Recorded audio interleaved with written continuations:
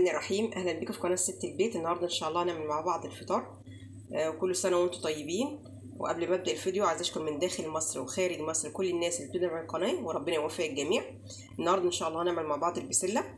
انا هنا قطعت بصله ماشي، هنحط عليها معلقه سمنه ونيجي مع بعض. دلوقتي قبل ما نحط اي حاجه هنحط ريحه سكر ماشي مع البصلايه كده.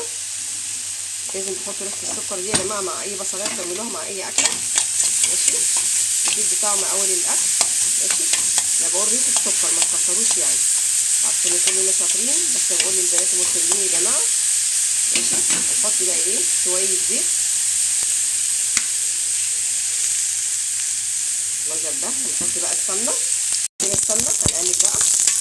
انا حطيت ورقه غار يا جماعه، ورقه الغار برده بتحطها مع الاكل حلوه جدا، مع الرز كمان بيدي طعم، بيغيره كمان، بيخلي طعمه احلى.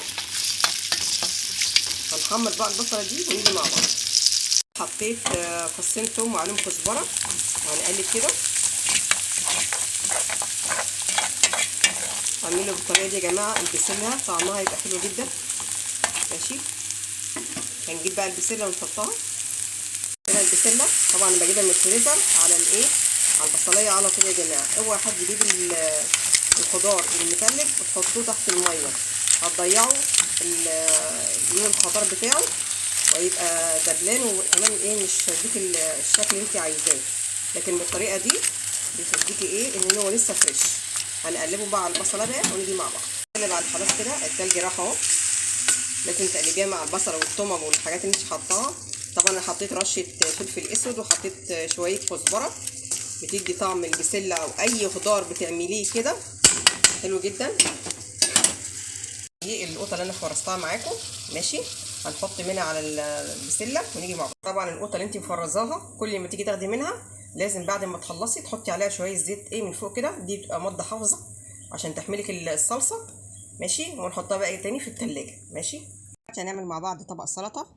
طبعا السلطه اي حاجه عندك مخلل حطي اي حاجه على الفطار، الواحد بياكل اي حاجه اساسا ماشي. هنقطع بقى الحاجات دي ونيجي مع بعض. طبق السلطه حاجات بسيطه يا جماعه، قطعتين على بصله على شويه خضره كده وتقطعوا ماشي. بقولك اي حاجه عندك بتنجان مخلل حطيه اي حاجه ماشي. بس يا جماعه كده البسله اهي استوت، بس التقليه ما شاء الله. هنسيب برضه على البوتاجاز المطيه عليها خالص. هنعمل بعد كده بقى العصير، هنيجي مع بعض نعمل العصير مع بعض يا جماعه. نعمل العصير مع بعض. هنا انا جبت هنا 3 جزرات صغيرين قطعتهم وسلقتهم، وهنا قطعه مانجا ماشي، كوبايه سكر، عصير برتقال. هنحط كل ده في الخلاط ونيجي مع بعض. نصب بقى العصير ونحطه بقى في التلاجة ماشي. عندك تلج حطي ماشي. احنا قلنا عملنا ايه، جزرتين صغيرين ماشي، وحطيت قطعه مانجا كانت عندي في الفريزر، وحطيت كمان عصير برتقال وكوبايه سكر. السكر حسب ما انت ايه يعني عايزه، يعني كتير او قليل.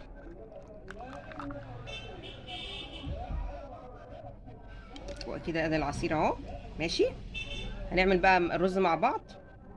كده البسله خلصت يا جماعه. هنعمل مع بعض بقى الرز. احنا حطينا السمنه والزيت، حطيت ورقه غار، حطيت الشعريه، هنقلبهم بقى ماشي. طبعا كلنا شاطرين ما شاء الله، بس انا بقول ايه احنا بنتعلم من بعض ماشي.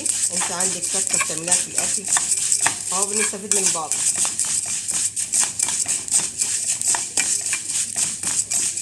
المنظر ده كده هتحمر بقى ونيجي مع بعض ماشي.